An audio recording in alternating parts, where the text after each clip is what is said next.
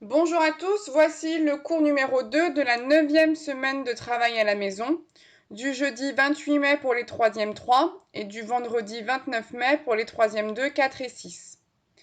Dans ce cours-là, nous allons continuer du coup à découvrir les fonctions linéaires.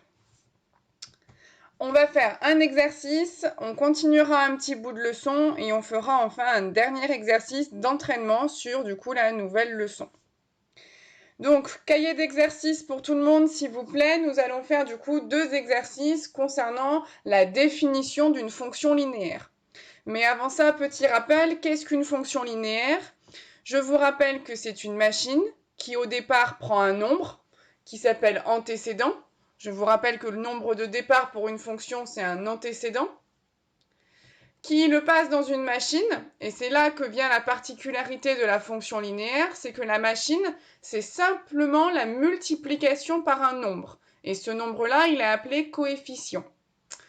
Et il en ressort le nombre d'arrivées qui, dans le vocabulaire des fonctions, s'appelle l'image. Voilà, maintenant que les rappels sont faits, on peut faire les exercices 22 et 23.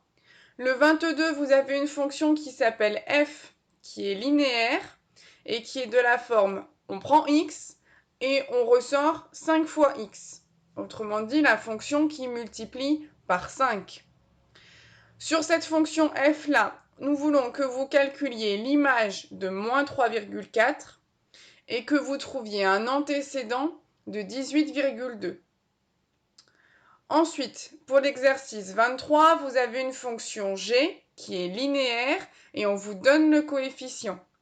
Et pareil, calcul d'antécédent et d'image. Donc faites pause pour avoir le temps de faire le 22 et le 23.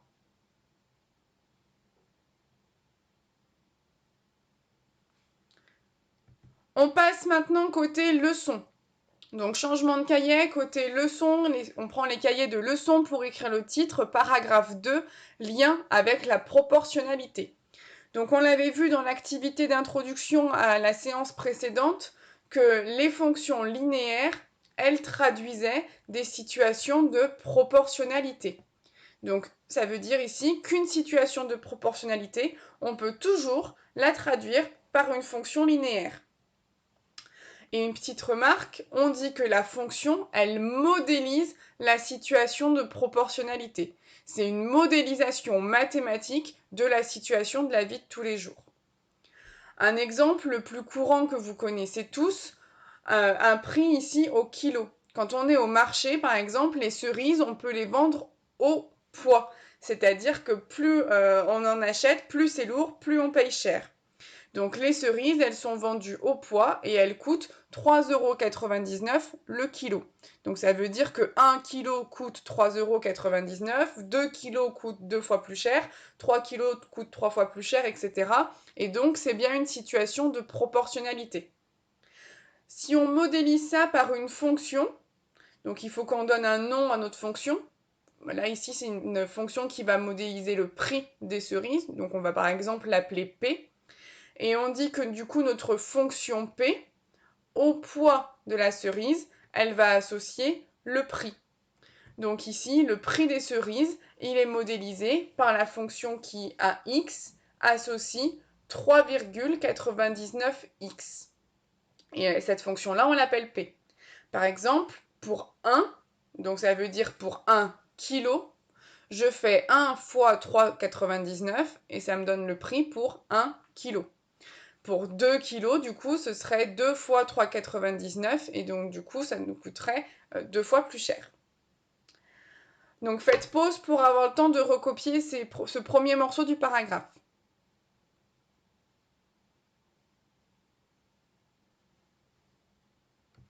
On continue du coup, qui dit proportionnalité dit tableau, donc on a une propriété qui nous dit que finalement le tableau de valeur d'une fonction linéaire, ce n'est rien d'autre qu'un tableau de proportionnalité, puisque fonction linéaire et proportionnalité, maintenant pour vous, ça doit être la même chose. Et du coup, le coefficient de la fonction linéaire, c'est le coefficient de proportionnalité. On a gardé le même vocabulaire ici, que ce soit pour la situation de proportionnalité ou pour la notion de fonction. Donc si, dans un autre exemple, on a une fonction, cette fois-ci qui s'appelle h, et qui est linéaire de coefficient 6. Ça veut dire que c'est la machine qui multiplie par 6. C'est la machine qui a un nombre x au départ, ressort 6 fois le nombre x à l'arrivée. Si on veut ici, du coup, donner son tableau de valeurs. Ici, par exemple, si on veut compléter ce tableau de valeurs, il suffit juste, du coup, de le considérer comme un tableau de proportionnalité. Et le coefficient, c'est 6, le coefficient de proportionnalité. Donc finalement, on n'a plus qu'à multiplier à chaque fois les antécédents par 6 pour trouver les images. Donc moins 3 fois 6, ça fait moins 18. Moins 0,4 fois 6, ça fait moins 2,4. 0 fois 6, ben, ça reste 0. 2,8 fois 6, ça fait 16,8. Et 9 fois 6, ça fait 54. Donc finalement ici, on a complété le tableau de valeurs de la fonction linéaire de la même manière qu'on complète un tableau de proportionnalité, puisque proportionnalité et fonction linéaire, c'est exactement la même chose. Donc ici, ce tableau de valeurs de la fonction, c'est un tableau de proportionnalité.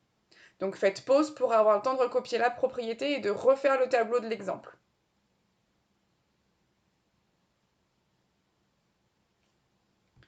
On termine maintenant avec un exercice. Donc changement de cahier, on passe côté exercice. L'exercice 27 où dans chaque cas, donc dans chacun des 3 cas, on vous demande de dire si la fonction f, elle est linéaire. Et si oui, on vous demande de donner son coefficient. Donc ici, vous avez 3 tableaux qui correspondent à des tableaux de valeurs de 3 fonctions f différentes dans chacun des 3 cas. Et en regardant ces tableaux de valeurs, et du coup en faisant des petits calculs dessus forcément, nous vous demandons si c'est des fonctions du coup linéaires. Donc faites pause pour faire l'exercice 27.